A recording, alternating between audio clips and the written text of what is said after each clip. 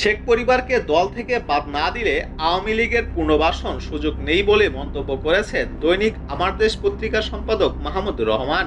তিনি বলেছেন, দলের মধ্যে সংস্কার সম্পূর্ণ করে আওয়ামী লীগকে রাজনীতি করতে হবে।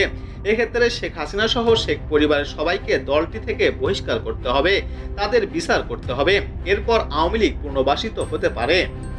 সন্ধ্যায় ঢাকা বিশ্ববিদ্যালয়ের আধুনিক ভাষা ইনস্টিটিউটে এক সেমিনারে এসব কথা বলেন তিনি বলেন, একটি অবাধ, সুষ্ঠু ও নিরপেক্ষ নির্বাচন করতে হলে আওয়ামী লীগকে সুযোগ দিতে হবে বলে একটি আলোচনা শোনা যাচ্ছে।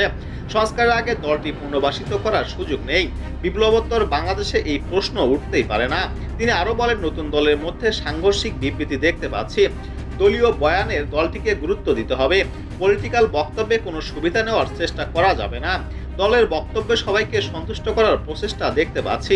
মনে রাখতে হবে, রাজনৈতিক বয়ানে সবাইকে সন্তুষ্ট করা যায় না। এদিকে আওয়ামী লীগকে নির্বাচনে নিতে আন্তর্জাতিক চাপ আসবে জানিয়ে তিনি বলেন, সেই চাপকে মোকাবেলা করতে হবে। ষড়যন্ত্রকে মোকাবেলা করতে হলে জিরো পলিটিক্যাল চ্যালেঞ্জ মোকাবেলা করতে হবে।